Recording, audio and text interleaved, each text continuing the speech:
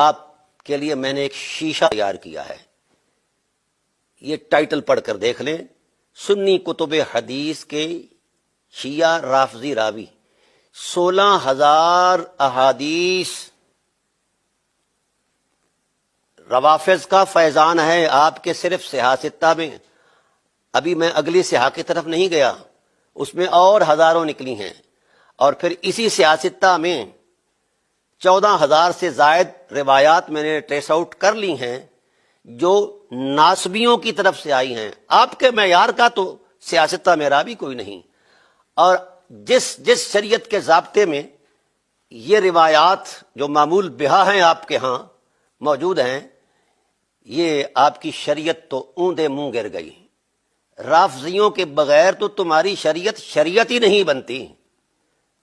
اس کتاب کے سینے میں لکھا ہے امام ذہبی کا اعتراف، اگر شیعہ اور روافظ راویوں کی روایات کو قبول نہ کیا جائے تو روئے زمین پر کسی کو حدیث رسول نہیں ملے گی، اور یہ بہت بڑا فساد ہوگا۔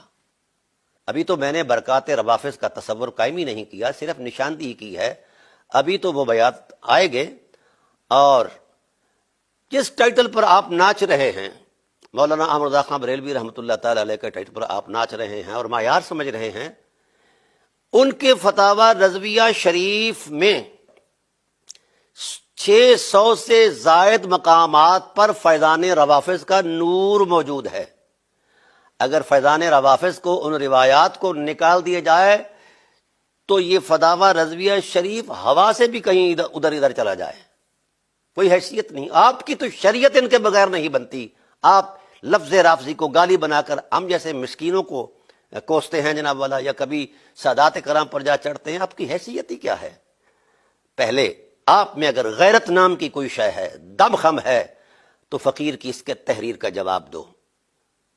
پھر اس کے بعد آپ کو بڑی تکلیف ہے حضرت ابو طالب علیہ السلام کے حوالے سے کہ ہم نے ان کا تقدس کیوں بیان کیا ہے، تو میں نے الحمدللہ 26 گھنٹے ٹیلی ویژن پر پروگرام کیا ہے حضرت ابو طالب علیہ السلام کی افضلیت کی قطعیت کا۔ آپ اس کو توڑیں۔ ابھی تو آپ ان کے ایمان کا سوچ رہے ہیں، ان کا ایمان ثابت کریں یا نہ کریں، یہ تو بہت چھوٹی بات ہے۔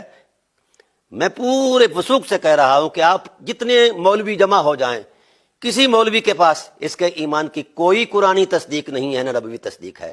پہلے آپ اپنے ایمان کی تصدیق پیش کریں، پھر حضرت ابو طالب علیہ السلام کے ایمان پر بات کریں۔ تمہارا تو اپنا ایمان کہیں ثابت نہیں ہے، تو ہم ایسے شودھے قسم کے مولویوں کے ساتھ بات کریں اور ایسے بے وقار قسم کے لوگوں کے ساتھ بیٹھیں ہم، اور وہ آپ کے بلانے پر آ جائیں۔ اس وقت پوری سیاستہ ناپاک ہو چکی ہے آپ کے طرز فکر کے مطابق، کیونکہ آپ رافضیوں کو پلید کہتے ہیں، یا بعض فتاوی جات کے اندر ان کی تکفیر بھی کی گئی ہے، تو جن کو کافر کہتے ہو انہی سے دین لیتے ہو، شرم آنی چاہیے۔ کم از کم آپ کا دین جو ہے وہ تو مسلمانوں کے راستے سے تو آئے۔ آپ کا دین تو سارا 16,000 حدیثیں تو یہ ہیں نا جی صحاح میں، اور غیر صحاح کے اندر جو ہے معاجم ہیں، مسانید ہیں، دیگر اصناف کتب ہیں، مصنفات ہیں، تو وہ لاکھوں حدیثیں ہیں جس کی آپ نے خیرات لی ہے فیضان روافظ سے۔